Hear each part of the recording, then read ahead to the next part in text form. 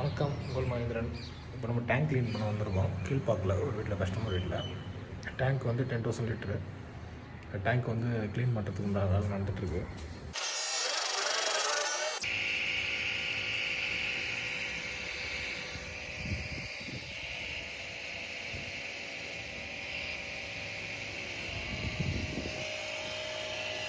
Jet wash பண்ணுறதுக்கோசம் ஜெட்டெல்லாம் போட்டு இதெல்லாம் பண்ணியாச்சு. ஜெட் வாஷில் வந்து ஆக்சுவலாக நல்லா க்ளீன் ஆச்சு. ஏன்னா டேங்க்குக்கு உள்ளே வந்து பார்த்திங்கன்னா டேங்க்கோட ஃப்ளோர் வந்து டைல் ஒட்டியிருக்காங்க, வாலில் வந்து டைல் ஒட்டலை. அதனால் வந்து வால் ஃபுல்லாகவே கொஞ்சம் கருப்பாகவே இருந்தது. ஃப்ளோரில் எல்லாமே டைல்லலாம் நல்லா ஒட்டிகிட்டு இருந்தது டஸ்ட்டு. அதெல்லாம் கையில் க்ளீன் ஆகலை. அதனால் ஜெட் வாஷ் போட்டு ஃபுல்லாக எடுத்தாச்சு. இப்போ க்ளீன் பண்ணுறதுன்னு பார்த்திங்கன்னா மேலே டாப்பில் க்ளீன் பண்ணுறாங்க. டாப்லேயே நிறைய டஸ்ட் இருந்தது.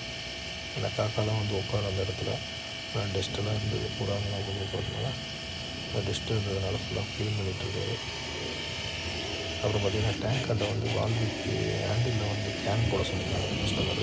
எதனால் நல்லா துருப்பிடிக்குது ஹேண்டில், அதனால் கேன் கட் பண்ணி போட்டுருங்க. நாங்கள் சரி ஓகேன்ட்டு கட் பண்ணி போட்டு காப்பர் கம்பி போட்டு சுற்றிருக்கோம். ஓரளவுக்கு வேலை முடிஞ்சது. லாஸ்ட்டாக ஃபைனல் ஒர்க்கு தான் நடந்துகிட்ருக்கு. இப்போது ஃபைனல் ஒர்க்கில் தான் இப்போது 3 டைம்ஸ் வந்து க்ளீன் பண்ணிட்டாரு.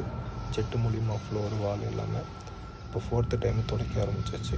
துடைச்சிட்டு அப்புறம் வந்து டேங்க்கில் வந்து தண்ணி ஃபில் பண்ண ஆரம்பிச்சிடலாம். மோட்டர் ஆன் பண்ணோன்னா ஆட்டோமேட்டிக்காக வந்து கொட்டிடும்.